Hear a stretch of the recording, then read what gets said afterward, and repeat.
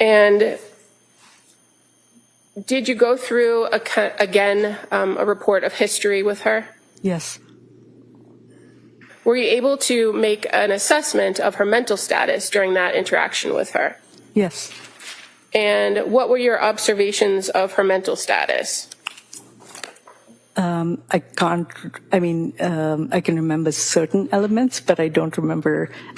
She was dressed in, she was appropriately dressed. Her speech was of normal rate and volume. Behaviorally, she was polite and cooperative. Her mood, I don't remember exactly. It's a quote, so I don't remember exactly what she quoted her mood as being. It would be in the medical record. Yeah, one moment.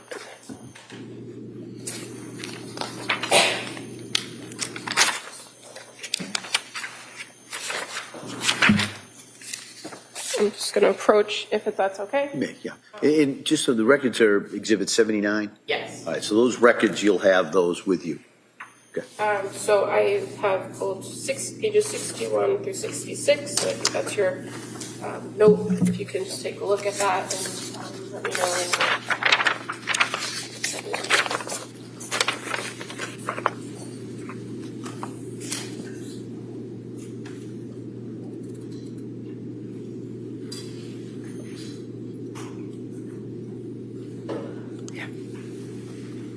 Does that refresh your memory as to what your observations were of her mood? Yes. What was her mood? Anxious. Okay. And did you observe signs of anxiety, or did she tell you that she felt anxious? She appeared anxious. And her affect, did you observe it to be congruent to her mood? Yes. And you examined her and found her to have linear thinking and appear goal-directed, right? Yes. Okay. And as far as addressing kind of why she was there and what your recommendations were, ultimately, what were you trying to address or accomplish in a treatment plan with Ms. Clancy?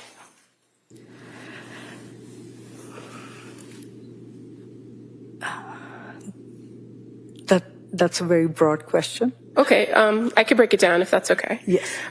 So as far as once you had a chance to sit and talk with her, what did she identify to you to be her main concerns that she wanted to address during her stay at McLean?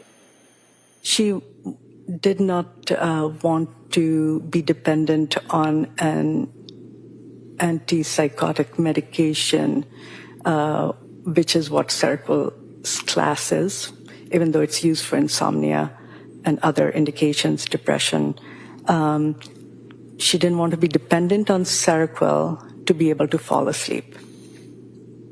Okay, and so fair to say she was very concerned about wanting to sleep at night. Yes. And she was very concerned about her symptomology, or what she was experiencing by way of symptoms from various medications, right? Yes. And that concept, or the phrase numbness, did she use that a few times? Yes. And again, you mentioned Dr. Madhva was concerned about the numbness with the medication. In your experience with Seroquel, is that also a common side effect for people to feel numb? It can be one of the side effects that people can have. Okay. And as far as the suicidal statements that you were aware of from the prior reports, did you go through that with her about whether she presented to you with suicidal ideation? Can you ask me that again? Sure. Did you talk to her about her thoughts of suicide? Yes. And did you talk to her about whether she had any specific plan? Yes. Did she have any plan? No. Had she reported that she had ever had a plan for suicide? No. And did she tell you there were reasons why she thought she wouldn't commit suicide? Yes. And what were those reasons? Her children and her family, her mother. So after this face-to-face interaction with her and kind of going through her history and having reviewed what you had, the information you had about her, what did you develop as a plan for her while she was at McLean? I continued with the plan to taper her off Seroquel and to monitor whether her symptoms improved, but also to see if she could sleep while she was off of Seroquel.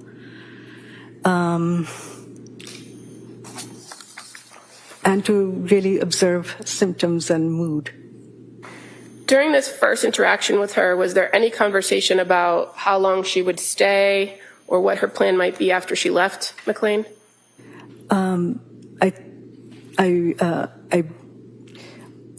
When we met the first time, Lindsay said that she had her daughter's birthday coming up on the weekend, and that it had been planned months ahead of that date, and she was hoping that she could be there that weekend so she could be with the kids and family who was going to come for the birthday party. Now, the concept of kind of tapering her off the Seroquel and monitoring her symptoms, did that seem like a realistic goal to you? Yes. And now, after having spoken to her and developing this plan, were you also cognizant or thinking about the potential for a bipolar disorder diagnosis? And so how did that affect how you approached this plan to taper? Again, we were observing for any symptoms that would indicate that she might have bipolar disorder. And where she had reported that she had issues with sleep, was that also something of concern to you if there was the potential for a bipolar disorder? Yes. And reduction of medication, what was the concern for the sleep? I think people's mental health is negatively affected if they cannot sleep, whether it's bipolar disorder or depression, and so sleep is important. Okay, and so a person that you might be considering for a bipolar diagnosis would lack of sleep make you watch for symptoms of hypomania? Yes, sleep deprivation can lead to a bipolar episode, a manic episode.